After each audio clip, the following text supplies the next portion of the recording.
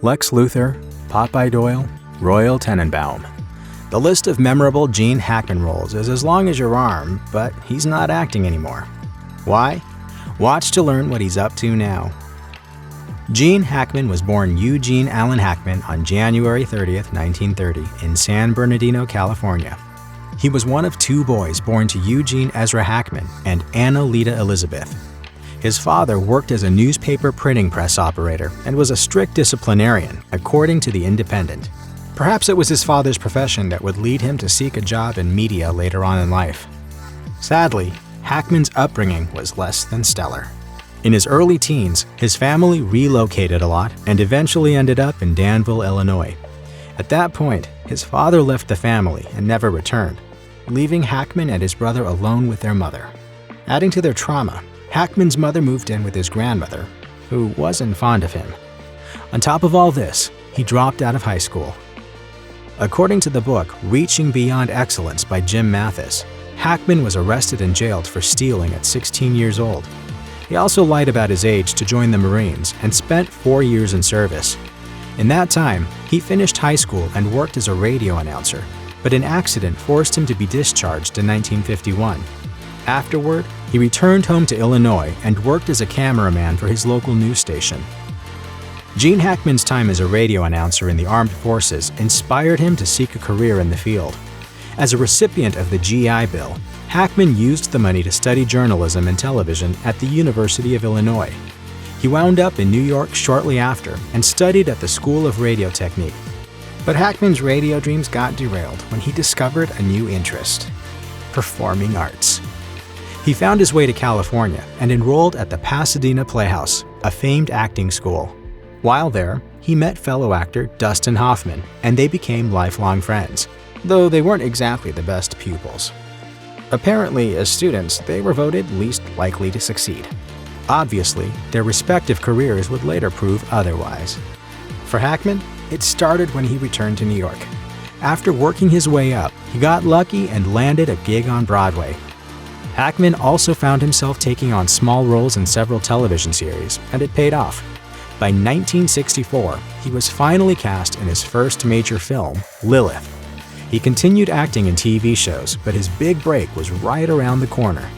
In 1967, he starred alongside Warren Beatty and Faye Dunaway in the film Bonnie and Clyde. Hackman played Buck Barrow, the brother of the infamous robber. His portrayal earned him his first Academy Award nomination in 1968 for Best Actor in a Supporting Role.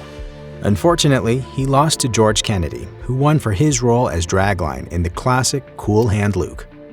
Though Hackman didn't win the Oscar that year, it nonetheless brought him the spotlight he needed to make it big in Hollywood.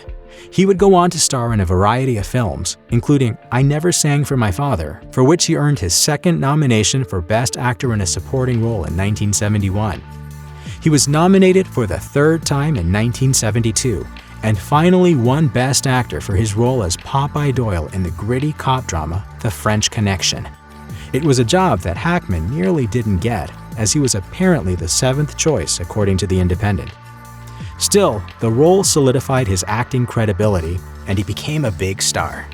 In the 1970s alone, Hackman starred in 19 films. The 80s proved no different, and some of his biggest and most notable roles came out of that decade, such as Anderson in Mississippi Burning and Coach Dale in Hoosiers. Thank you. Huddle up. The 90s turned a new tide in his career. Hackman won his second Oscar for Best Actor in a Supporting Role in 1992's Unforgiven and voiced a character in an animated film, the 1998 DreamWorks movie Ants. One of his last major films was 2001's The Royal Tenenbaums, a movie for which he won his third Golden Globe. What's wrong with you? Damn. That's all. Are you crazy? Baby, I am dying. Gene Hackman acted in his last film in 2004. After filming Welcome to Mooseport, the actor vanished from the Hollywood big screen and hasn't reappeared since. That year, he also released his second novel titled Justice for None. Many assumed he was probably taking time off to focus on being a novelist, but in 2008, the then 78-year-old announced that he was officially retiring from acting. In a conversation with Reuters, he explained that even though he was on a hiatus, it wasn't set in stone because he was hoping a big opportunity might come up.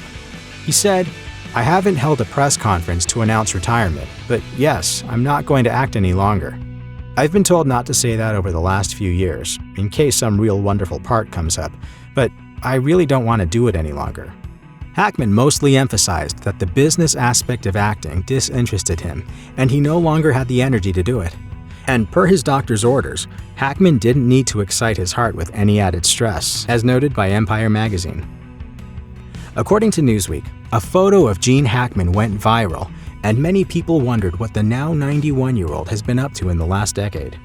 Even though he quit acting, Hackman has since made some appearances, mostly in documentaries as a narrator.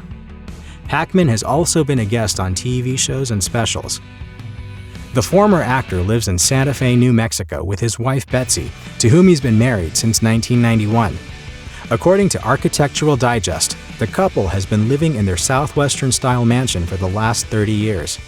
If one is looking for Hackman, they might find him pedaling around Santa Fe on his e-bike, a hobby he's had for years, according to Men's Journal.